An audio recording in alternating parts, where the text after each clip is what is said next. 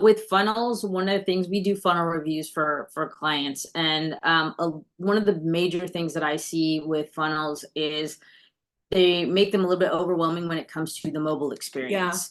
And animation is great, but don't overdo it. There was one funnel I reviewed. I remember this very clearly.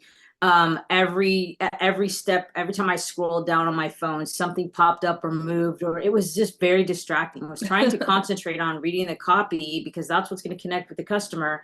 And I had trouble concentrating and staying focused on the copy because things were constantly moving and animating all the way down the page. So, and keeping stuff like that at a very minimum. Another thing that is very important is when you're experiencing say a landing page on which is typically the Yeah. top of the funnel there, you're experiencing that landing page. Typically, you review it on a desktop, and when you're the business owner and you're looking at your funnel and you're like, okay, you're on your laptop, right? You look at that funnel, but and you see where the buttons land, and you're like, oh, this looks great. But what you don't think about is when you shrink that big desktop image down into a little tiny phone Yeah. screen, guess where those buttons go? They start spacing themselves out farther and farther and farther. It takes more swipes and more scrolls to get down to that next call to action.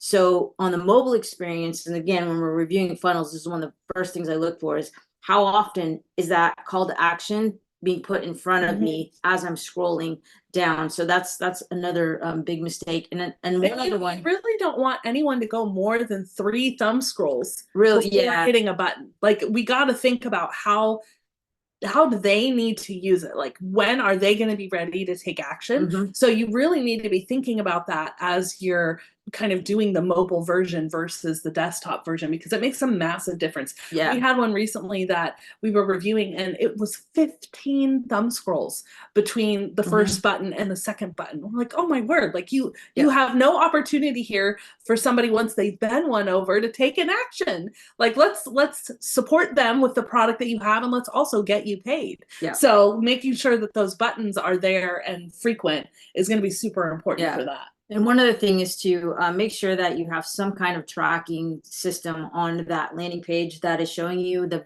visitor activities, doing screen recordings, because you'll start to figure out that customers sometimes click on things you didn't think they would click on. They click on images a lot that and images sometimes on a landing page don't do anything or go anywhere. Yeah. So if they're clicking on something, then we need to stop and think, why are they clicking on that? Do they think it's a button? Do they think it's a call to action that's leading somewhere else? So just paying attention to things like that. Yeah.